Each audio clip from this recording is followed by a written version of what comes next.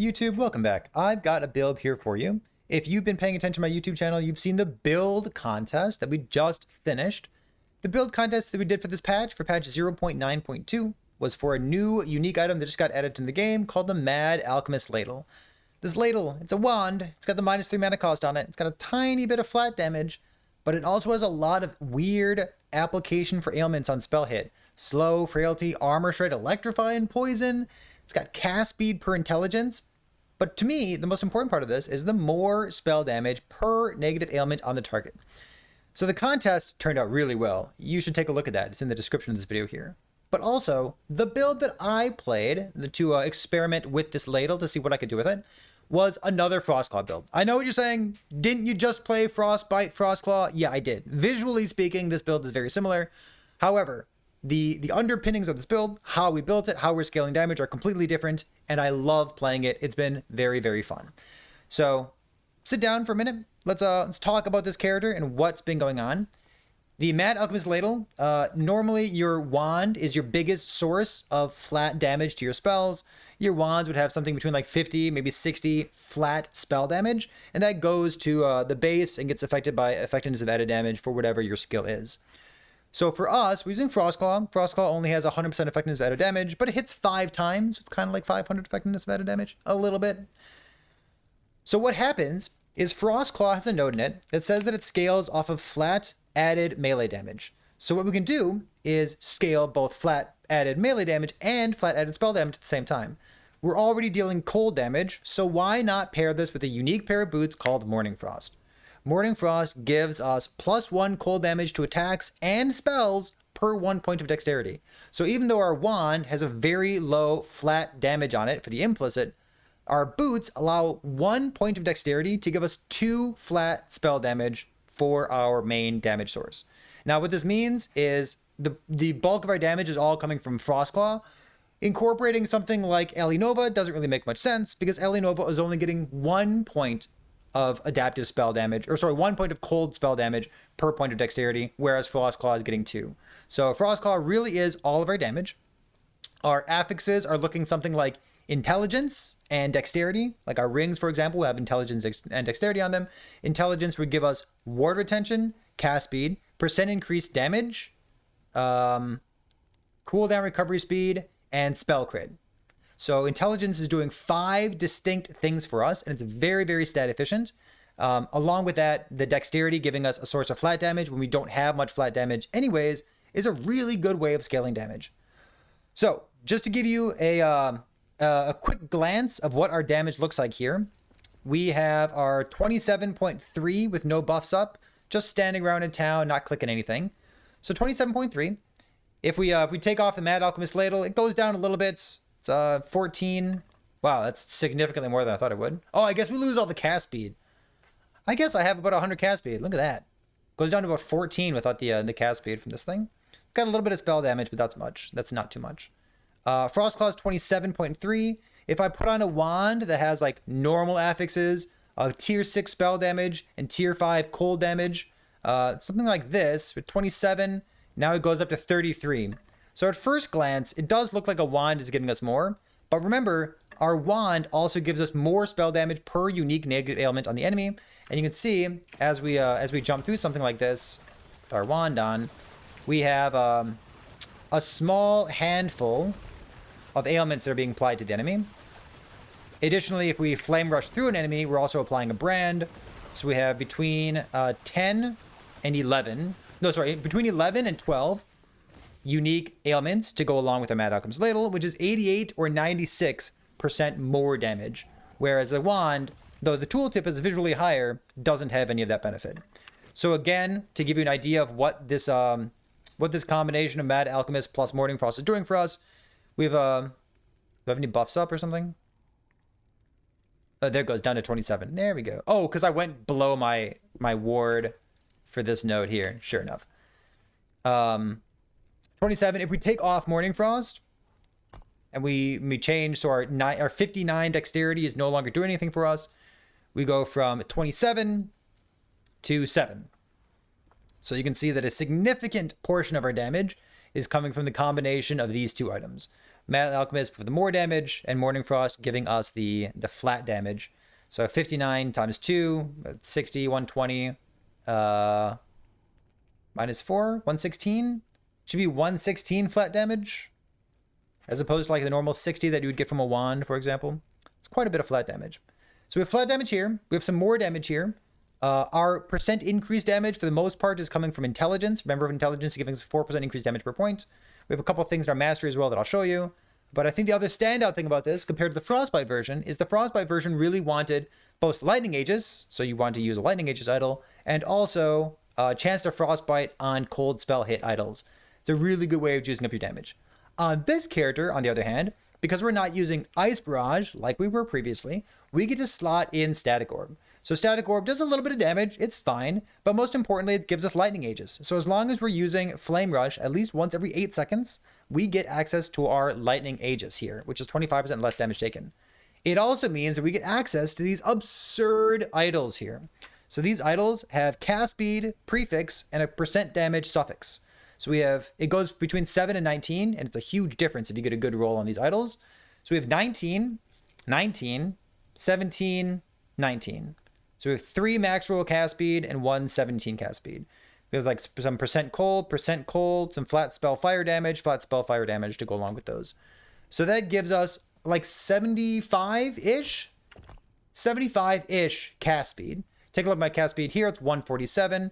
As soon as we get our Lightning Aegis, it goes up to 256. And as soon as we start casting, we get to take advantage of the nodes in the beginning of the Sork skill tree, putting us at a clean 284 with Frenzy up. Frenzy means that we're using our Flame Rush at least once every 2 seconds, which during map clear, you really are. So that cast speed feels very, very consistent and very good. Other interesting things before we jump into the nitty gritty of this is that we get to use some good itemization here. We are looking for all attributes, things like Vitality, scale our Twisted Heart, and they give us resistances. Things like Dexterity and Intelligence are obvious. And then Strength gives us some percent increased armor to go along with all of our ward that we're going to be generating on this character. So the all attributes of the Swaddling of the Erased works out quite well for us. It even has some cast speed built in. A Swaddling with as much cast speed as possible, if you get tier 6 or tier 7 cast speed, I think it's going to be really hard to beat these with a different pair of gloves. Otherwise, for your gloves, you're looking for like int, dex, cast speed for those kinds of things. You don't need critical strike chance because you're going to cap very easily with all of your intelligence. Speaking of the critical strike chance, we've got our spell crit here. We do need 1 roll in order to crit, in order to crit cap. If you don't have this, you'll be at like 95% crit, but I like having the crit cap because we get other benefits for critting in this build. We'll go over the rest of the gear later, but I wanted to call out those 2 things. And then I guess for Mad Alchemist Ladle, we have one idol up here that has bleed on hit in order to get just 1 more ailment to juice up the efficacy of this ladle, of this wand here. So the build's cool as hell. It's a normal Runemaster using Rowan's Frost Guard, using less damage taken against Children's Shocked Ignited in the Runemaster skill tree. And we also have access to Flame Ward, which means that our effective HP with like 10,000 or 15,000 or even 20,000 ward is ridiculously high. You can very easily tank the 1-shot from tier 4 Julra, and you should have seen that in the clip already. Cool. That's the rundown of the build. It's awesome. I would love to see a normal, non-Frostbite, or non-Mourning Frost, maybe non-Mad Alchemist Ladle. I'd love to see other versions of Crit Frost Claw. I think this version's very good, but I'd be surprised if the first thing that I tried ended up being the best thing. So I would love to see other iterations of this. If you're working on something as well and you think it like looks as good as mine or even better than mine, let me know in the comments. I'm very interested. So let's walk through the skills, mastery, gear, and idols and blessings one at a time. First up, let's talk about the Frost Claw skill tree. You'll see that in my gear, I do not have plus levels to Frost Claw. I don't think plus levels to Frost Claw is particularly good. You can get 2 more points on Artor's Scepter for some more damage, but it's a pretty small more damage multiplier, and I think you'd rather just skip that. The important things here for what we're doing, we are maxing out Glamdring because this is the entire point of the build that we're using Mourning Frost. We also have 3 points down here in Cold Star. Like most Frost Claw builds, we are taking all of the minus mana cost. What differentiates this from the Frostbite version is that this node over here on the left, Frozen Rain, it has a 30% more damage multiplier, but it only applies to hits. So Frostbite does not get to take advantage of this, but our build is crit, so we do get to take advantage of this. It's a big differentiator. We have some more multiplier, 3 points in the minus mana cost, 1, 1, 1, 1, just to take the Volley of Glass node. An important interaction about this might be changed in the future because we're on patch 0.9.2. This node does not remove the AoE tag of Frostclaw. Frostclaw still has the area tag, and that's very, very relevant because we get to use Edict of the Scion. It looks like it gives 36 ward per cast, but with reading comprehension, it's actually triple. It's ward per rune on an area skill use. So you are getting over 100 ward each time you right click, and you are building a ton of cast speed, which means that you can juice up your ward very, very quickly. So that's it for this thing here. Something that I tried that you should know about is you could try to do ward per 20% freeze rate multi. If you use like a +4 relic, for example, you would have enough points to go 1, 2, 3, and then take this point here. Higher chance to freeze based on its critical strike chance and your capped crit. So this would give you a 500 freeze rate, and then you're speccing into this to make that give you more ward. It gave me like 2,000 or 3,000 more ward, but I didn't feel like that was worthwhile. So that's an idea, but I don't think it works on this particular build. It works, it's just like not worthwhile. Next up is Runic Invocation. We want our Runic Invocation to have a cooldown slightly longer than 6 seconds. Why? Because we're going to be making use of these nodes on the far left side. The copied scrolls has a chance to be repeated per stack of runic energy, and we can gain runic energy stacks per 1 second. So we'd like to gain 6 stacks, and then 6 times 10 is 60% chance for it to be repeated. When we're casting Rowan's Frostguard, the thing that gets doubled on it is the initial boost of ward. So it gives me about 700 ward because it scales off of intelligence. So then it's a 60% chance to give you 1400 ward instead. So that is what these nodes on the left side are doing. The rest of these are all boring. Cooldown, immutable order. We are cold, fire, cold. So we have an unspec'd snap freeze, which is relevant not only because it cheeses most bosses in the game, but also because we want to freeze enemies for Frost Claw's 30% more damage. So we have cold, fire, cold. Our flame ward is fire, and then our flame rush is cold. Next up is flame ward. We are not converting it to cold to get the flat armor because we need a fire skill here. We have +1 charge along with +1 charge on my chest piece as a sealed modifier. And then we have all the damage reduction. Your extra points can go pretty much wherever, but I spec'd into some ward retention here. For Flame Rush, I really enjoy the Flame Rush gameplay. I think it's very, very fun. You can use teleport if you wanted to, but then you'll have to figure out your CFC stuff, and your build's gonna be slightly different than mine. But I really enjoy doing this. It's a lot of fun. It also procs your static orb for you. So we have static orb in the very far left side. We're converting to cold because we want CFC, cold, fire, cold, on our bar. This brand of subjugation counts as +1 ailment, so it's technically giving you more damage with the wand that we're using, the Mad Alchemist Ladle. Then we have some extra speed, some frenzy, and some defenses here. For static orb is very, it's really not doing much for us. It technically does a little bit of damage, but remember, because most of our damage, or half of our flat damage is only to attacks, Frostclaw gets to make use of that. Static Orb doesn't. So the damage is a little bit low on Static Orb, but we're not using it for damage. We're only using it for the Lightning Aegis and then combining that with the cast speed while you have Lightning Aegis there. The rest of this is minus mana cost, convert to cold, and make it orbit around your character. For the Mastery, let's take a look at this. We're not building health. We are already generating a ton of ward, and then Twisted Heart of Icaros is about 50% extra ward on top of that. So if your build's generating about 10,000 ward, Twisted Heart's probably going to put you to about 15,000 ward. For me, if you're building 15,000 ward, it's going to get you up to like 22,000 ward or so. So that's been my experience with how much ward this is giving my how much ward Twisted Heart is giving to my Frostclaw characters. So take a look here. No life. We have intelligence, the damage, cast speed, and critical strike chance. Remember, we only need 1 spell crit roll, tier 5, in order to cap, because we're also taking nodes like this for spell crit. In our Sork skill tree, we want a little bit of leech to go along with our Twisted Heart. So we have all these points here. The difference between this character here and what we were doing with our Frostbite character is that these nodes give you spell damage per stack. So this is about 10% increased damage per point. This is 80 damage overall, which is a great thing to have. So we're taking this here, and we don't take it on Frostbite. Spellblade, 0 points. If you need extra elemental resistance, you can grab that here. The Runemaster skill tree, it's kind of bare bones, but we can talk through it just real quick. I think every mage you ever play should have this sphere of protection. Less damage taken is busted. We have 6, 8, 6, and you'll notice that in my defenses, our crit avoidance is only 39%. My camera is just slightly in the way. Let's move ourselves over here. Our crit avoidance is only 39, but let's see. Do I have any? I had a different chest piece because, like, ideally you want like percent armor and less bonus from crits on your chest piece. I think that'd be a good combination. But even just having minus 48 bonus damage from crits, it's fine. I think if you use this as endgame without anything else, it's a tiny bit loose. I wish I had more damage reduction from crits, because technically you are still taking more damage. But for this particular character, we have so many sources of damage reduction, and our ward is so big that honestly, just having this along with nothing else for crit avoidance feels fine. I would not blame you for that.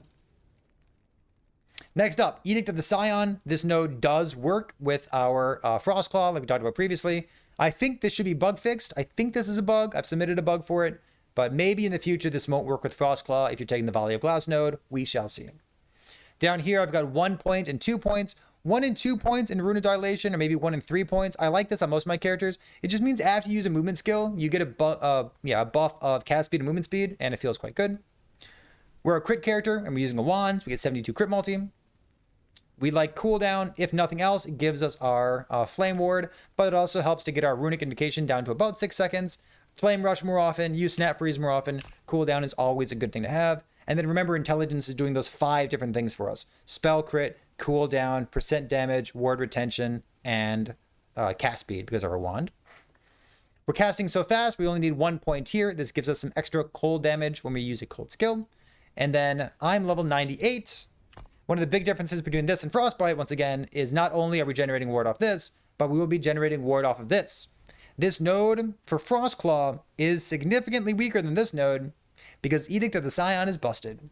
However, when you get into a scenario where enemies don't instantly die, when you get into a scenario with big packs of enemies, like something like Arena, for example, this build and having 2 sources of ward generation, one being ward on crit, where you're critting and hitting multiple enemies every second, this would really shine in Arena. So I like that there.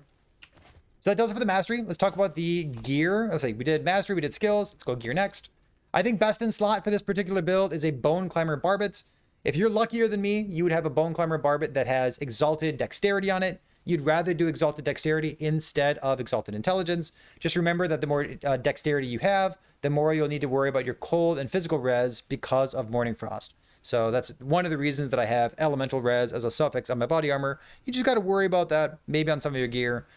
For me, my rings are garbage. We'll get there. But you definitely have enough affixes to deal with the penalty of Mourning Frost. It is not a concern.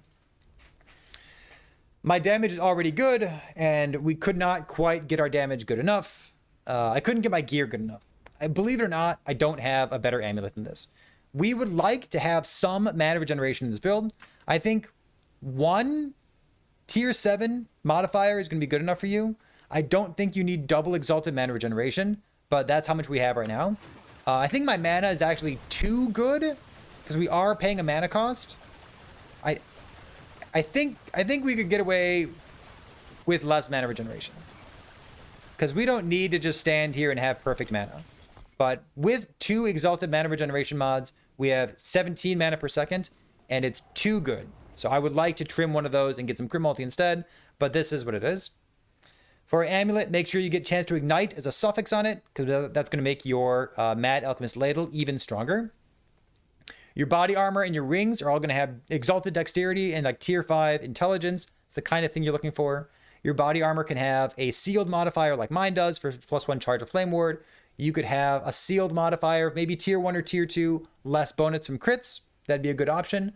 You can build health if you'd like to. The health conversion into ward on Twisted Heart of Icaros just got nerfed, and you're already generating tons of ward. Honestly, just getting like a resistance suffix or getting percent armor, flat armor is a really good use of the body armor here as well. For our rings, we're looking to cover our resistances. Things like void res, elemental res, cold or physical. Those are all good uses of these. Having some poison res would be nice as well.